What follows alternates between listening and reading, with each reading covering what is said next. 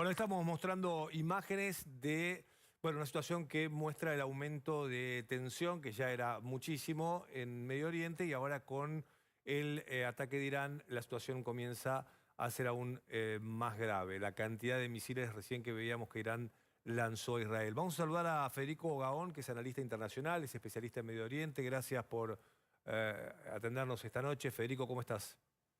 ¿Qué tal, Franco? Muy buenas noches. Bueno, estamos ahí poniendo imágenes, Federico, de lo que ha sido el ataque de Irán.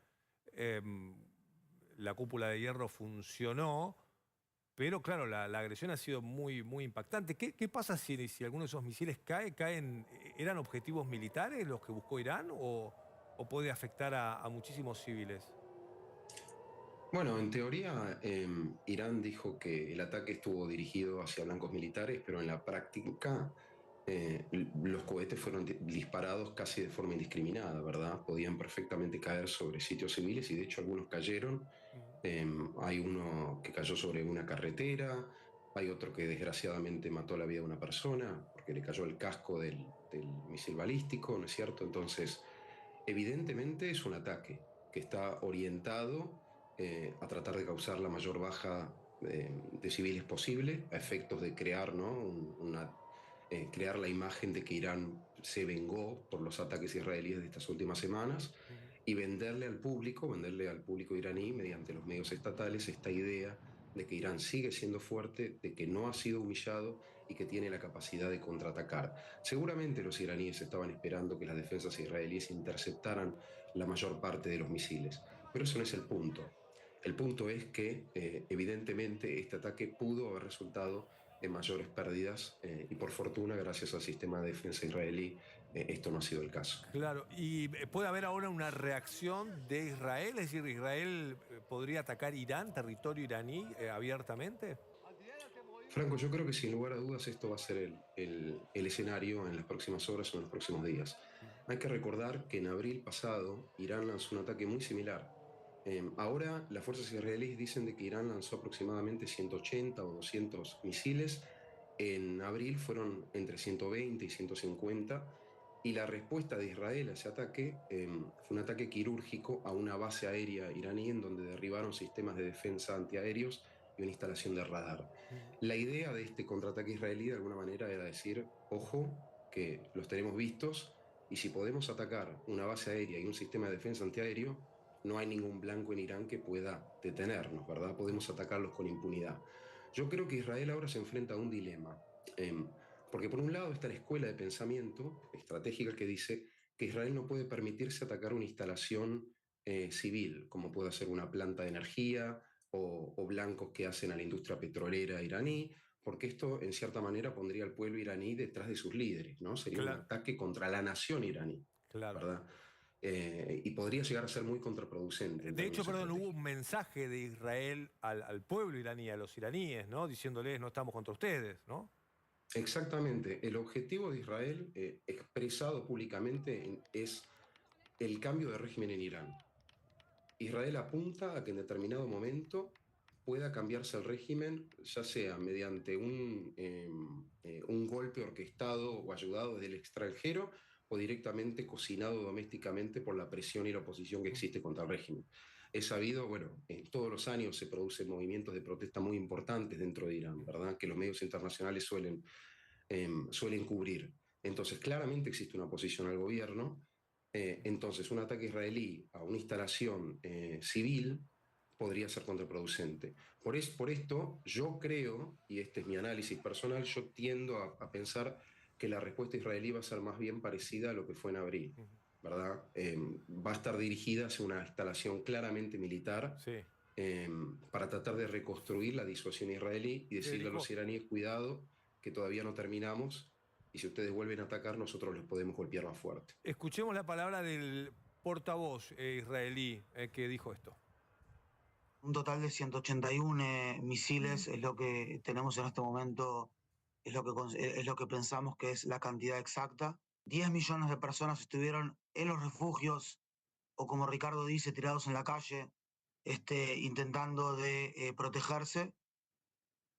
Los misiles fueron interceptados en su enorme mayoría gracias a el trabajo de nuestra defensa aérea. Esto significa que Irán está impulsando al Medio Oriente a una escalada de violencia ¿Mm? y nosotros vamos a responder a este ataque sin precedentes. El ataque, si no me equivoco, no me quiero equivocar, pero si no me equivoco, es el ataque más amplio que se hizo alguna vez en la historia al Estado de Israel. Se hizo desde tierra iraní, se hizo desde un país soberano, un país que viene hace ya muchos años armando un anillo de fuego en torno a Israel, con todos estos agentes estatales y subestatales, con una agresión que no tiene precedentes. Es, al fin y al cabo, Irán el que construyó a todos estos monstruos aquí en torno a Israel en el Medio Oriente. Estamos luchando contra una coalición de elementos aquí, de agentes de Irán, que es la cabeza del pulpo, y todo lo que huele a Israel, inclusive el misil de los Houthis el día sábado por la tarde, que quiso alcanzar la posición del avión del primer ministro israelí Benjamín Netanyahu, tiene una misma casa matriz, que es Irán. No vamos a dejar sin responder una agresión que no tiene precedentes en la historia de un país soberano y tenemos pero todo el derecho a hacerlo, la obligación tanto de defendernos como de triunfar en esta guerra contra nuestros enemigos. Bueno, muy claro, ¿no? El vocero del ejército israelí respecto a que Israel va a responder, Federico. Está siendo absolutamente claro en cuáles son los pasos que vienen, ¿no? Sí, además hay que decir que a diferencia de lo que sucedió en abril, donde, como decía, Israel respondió, pero bueno, había una diferencia, que entonces Israel seguía muy enredado en las batallas urbanas que se daban en la Franja de Gaza. Claro. Ahora Israel, como quien dice, pasó a la ofensiva y la seguidilla de ataques en el Líbano en las últimas 2 semanas, incluyendo el ataque con los walkie-talkies, los beepers, los pagers que explotaron, la muerte de Hassan Nasrallah, en esencia muestran a un Israel que salió a la ofensiva y que está mucho más despegado, Sí, sí, sí. ¿verdad? Con Sí, mayor flexibilidad y sí. mayor voluntad de hacer este tipo de ataques. ¿Te puedo mostrar algo? Entonces,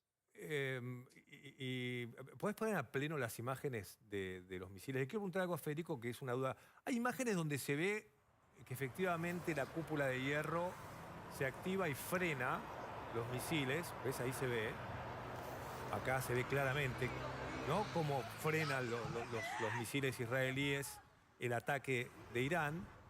Pero también hay otras imágenes que muestran que los misiles caen a tierra, Federico, y son muchos los que caen a tierra, no es que cayó uno.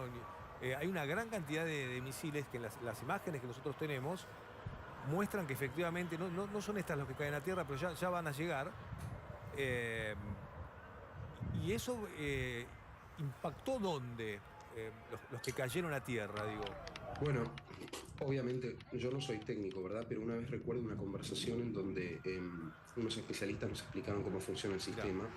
Y lo que te puedo comentar es que el sistema es inteligente en la medida que evalúa la trayectoria de los misiles entrantes y determina cuál es el riesgo en tiempo real. Si se determina que el cohete o el misil va a caer en un campo abierto o en una zona en donde el riesgo es menor, entonces la salva de contramisiles, por llamarlo de alguna manera, es decir, los misiles interceptadores que se lanzan desde la cúpula de hierro, van a priorizar blancos que puedan causar un mayor daño potencialmente a poblaciones civiles. Y esto explica por qué Israel puede parar esta cantidad de misiles, ¿verdad? Porque de lo contrario ya el sistema se hubiera visto completamente desbordado. Claro. No solamente por los ataques de hoy de Irán, sino en el día a día por los ataques lanzados desde el Líbano, de Hezbollah, que hasta hace poquito prácticamente todos los días había intercambio de cohetazos, ¿verdad? Entonces, esto explica por qué, contrario al análisis de algunos analistas que tenían miedo que Israel se vea desbordado frente a esta cantidad de ataques, más todavía si venían coordinados desde Yemen, desde Gaza, desde Líbano, Irán, bueno, ¿por qué todavía el sistema ha logrado defender a Israel y mantener a la población relativamente segura? Claro, claro. Veamos un momento del día, de estas últimas horas, que es una periodista, porque hablamos de 1800 sirenas que sonaron. Veamos ese momento. Bueno, estamos en el tren y sonó la sirena, estamos todos tirados en el piso, agarrándonos la cabeza, como verán. Terrible, la verdad. en vivo. Sirenas en Tel Aviv. Bueno, esta es la realidad en Israel. Nos tiran misiles y nosotros debajo del tren. Bueno, qué fuerte. La imagen en primera Sí, de persona, hecho, una periodista de argentina. hecho yo la conozco. Ah, ¿la Ha sido conoces? profesora mía de hebreo, sí. Mirá. La conozco. Ah, wow. Y qué fuerte también verla, ¿no? En esa situación, ¿no? Sí, sin duda. Sí, sin duda. Hay que ponerse en los zapatos de la persona que está ahí, ¿verdad? Ujú. Y esta es una situación que me parece importante recalcar que viene dándose desde hace prácticamente un año. Estamos a vísperas nomás del aniversario de octubre 7 Sí. y durante todo este tiempo, más allá de la incursión de Israel en Gaza, la frontera del norte de Israel quedó completamente desprotegida. Ujú. Todas las poblaciones en la frontera o en la zona aledaña al Líbano, en la Galilea, más al norte, cerca de Haifa, etcétera, bueno, han convivido con las alarmas en el día a día y ya están empezando a salir los informes de los peritos y los psicólogos que están estudiando el impacto que esto ha tenido en el día a día de la población. Chicos que tienen pesadillas, que no pueden dormir, adultos Sí. que se les es muy difícil seguir con su día a día y con trabajar, porque al margen de todo esto y de escuchar las alarmas todos los días, todavía está en la cabeza la pesadilla de octubre 7 y el miedo de que Totalmente. un ataque como el que perpetró Hamas al sur pueda darse al norte pero con Hezbollah. Ujú. Y sin más, esto es lo que confirmó Israel el día de hoy. Por lo menos la Fuerza de Defensa de Israel dijeron, porque hoy lanzaron una incursión militar terrestre, ¿verdad? Dijeron de que encontraron evidencia, encontraron túneles que demuestran de que los militantes, los terroristas del Hezbollah tenían la intención de realizar una incursión muy similar a la que hicieron los de Hamas en Gaza en octubre 7. Federico, Entonces claramente Israel no quiere que esta situación vuelva a ocurrir. quiero preguntarte cómo sigue, porque mucha gente en casa, obviamente, ¿no? Uno espera que vuelva la paz, eh, que parece muy difícil además, porque hay como un objetivo, ¿no? De Irán de destruir Israel. Te quiero hacer varias preguntas y quiero que todos podamos entender lo que pasa en Medio Oriente. Una de ellas es, falta un liderazgo también global, ¿no? Que pueda llevar a negociaciones o incluso a alguna tregua, y eso parece no estar en este momento, ¿no? Es decir, nadie hoy parece poder liderar algún tipo de proceso de paz ahí. Yo creo, Franco, que ese análisis es correcto, porque el problema que yo veo es que claramente existe una muy fuerte presión internacional sobre Israel para lograr un cese al fuego. A Israel existe un mediador que pueda negociar con Israel. Es decir, Estados Unidos levanta el teléfono, Europa levanta el teléfono y hablan con Netanyahu, pueden sentarse en la mesa Ujú. y conversar acerca de los distintos problemas que hay y tratar de encontrar una solución. Pero el quid de la cuestión acá es que nadie puede hablar con Hezbollah porque nadie tiene el teléfono que va con los iraníes. Ujú. Eh, Mejor dicho, para lograr un cese al fuego, una negociación tiene que darse una combinación perfecta entre palos y zanahorias. Generalmente en la diplomacia internacional se juega mucho en este momento, por lo menos con zanahorias, ¿no? Con la idea de que la paz nos va a beneficiar a todos, va a Ujú. permitir que vuelva el comercio, restablecer vuelos, Claro. desescalar tensiones, Sí, sí. etc. Pero el problema es que no hay una clara amenaza que se cierna sobre Irán diciendo, ojo muchachos, que si ustedes le siguen dando armas y le siguen apoyando a estos grupos terroristas, Ujú. va a haber consecuencias severas. Eh, a mi modo de ver las cosas, este es el quid de la cuestión. Por ejemplo, leía en la prensa, yo no sé si esto es cierto o es mentira, de que el gobierno israelí tenía la intención de dialogar con los rusos porque pensaban, suponían que Putin sí tiene influencia sobre los iraníes, a Ujú. razón de su acercamiento estratégico, y quizás los rusos sí puedan hablar con los iraníes. Yo no sé si esto es cierto Ujú. o no lo es, pero la suposición es correcta. Entonces, a mí no me parece que algo que tenemos que observar con mucha atención es cuál va a ser el resultado, por ejemplo, de las elecciones norteamericanas. Ujú. Hace un ratito nada más estuvo el debate entre los candidatos a vicepresidente Sí. y J.D. Vance acusó a la administración demócrata de Biden de empoderar a los iraníes porque han sido más laxos o condescendientes con ellos, Claro. a diferencia de Donald Trump.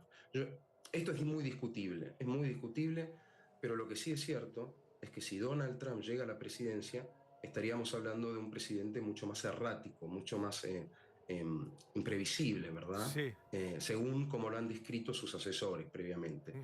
Entonces, sin lugar a duda, por lo menos a mi modo de ver las cosas, después de estos ataques selectivos en donde Israel fue eliminando terrorista tras otro, con Donald Trump en la presidencia, Israel va a sentirse más empoderado, va a tener mayor espalda, más respaldo, y eso sí podría efectuar la presión que se necesita para que los iraníes de un modo u otro acepten desescalar las tensiones por intermediario de sus proxies. Gracias, Federico. Muy, muy interesante escucharte y poder tener un poco de información y análisis de lo que está pasando en este momento. Estamos mostrando imágenes de lo que está pasando esta madrugada en la zona de conflicto. Federico Gabón, gracias, buenas noches. Muchas gracias, Franco. Buenas Gracias por noches. acompañarnos. Bueno, vamos a estar, por supuesto, informándote ante cualquier novedad. Tenemos que hacer una pausa en Telenoche, pausa breve y ya venimos con más.